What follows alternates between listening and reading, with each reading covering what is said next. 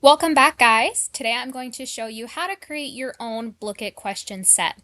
Now, if you recall, when we go over to the dashboard area, you have buttons like Discover, My Sets, Favorite, History. When you click My Sets, all of your previously created Blooket question sets will be automatically saved. So you can see right here, I have a couple that are actually from a few years ago to a few months ago, and they're all organized right here on my sets. So say I wanted to create a brand new set. I'm going to click create right here at the top left hand side.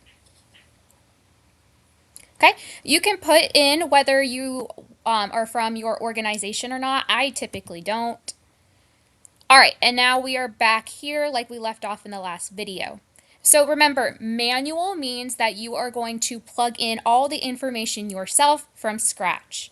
Quizlet means there's an already existing set that either you created or someone else did that you want to import directly into Blooket, so it kind of does all the work for you. Or you can have your questions and answers set up in like an Excel kind of way to where you can just upload the file over here as well. So we have to make a title for our assignment. So pretend I was going to make a title or a Blooket set for ancient Mesopotamia. I'm going to put a description right here at the bottom, so just give me 1 second.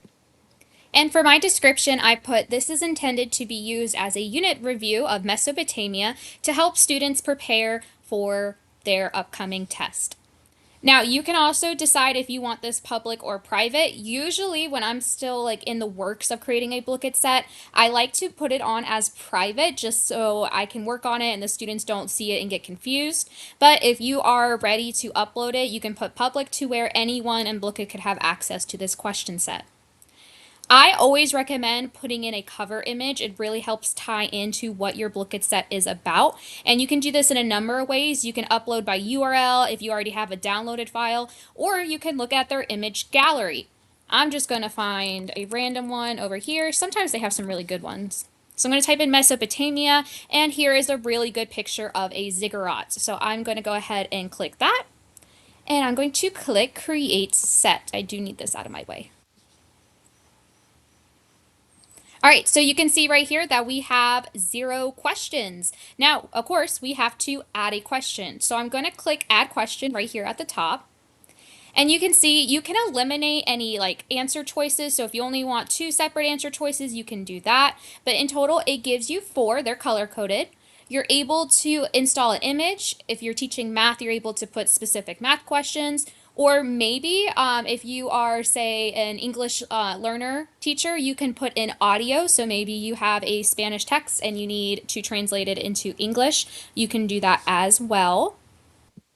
So I went ahead and created my question. So one of the question is, what is the purpose of a ziggurat? A ziggurat is going to be a vocabulary word that students have to show mastery of, and a ziggurat is basically a religious temple used for worship.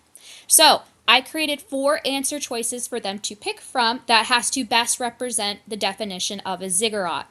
So obviously the correct choice, a place to worship the gods. I'm going to make sure I clicked this is correct. So that way when kids play this, the system marks this answer as good job, you got it correct. We have created some other answer choices. Now I keep these pretty simple, but in a way that it could be the answer, but it's not for those who know the idea. So a place for everyone to sleep, obviously that's not what a ziggurat is. A place that only women could go to, or a place to shop for luxury goods. All of these are plausible answers, and that's what you want to do when you're creating incorrect answer choices. But they're plausible in a way to show you that if your students did know that academic term, they would get it correct right away versus students who are still kind of struggling on the exact definition of a ziggurat. So I'm going to go ahead and click Save, and it automatically saves my question. And say you needed to work on something else, you can't finish this all in one go, you can click Save Set, and it automatically saves into your sets. Now I have quite a bit, so let me scroll down until I can find it. It is somewhere. It's usually at the bottom. Yep, right here. So as you can see, it's for public view. Okay, I have 0 plays. I haven't hosted it yet, nor have I put it a link for students to join. You can edit, you can delete this, okay? You can copy and link this, so that way if you want to share it with your team, you can. But that is how you create a Blooket set. I hope you guys learned a little bit from this video.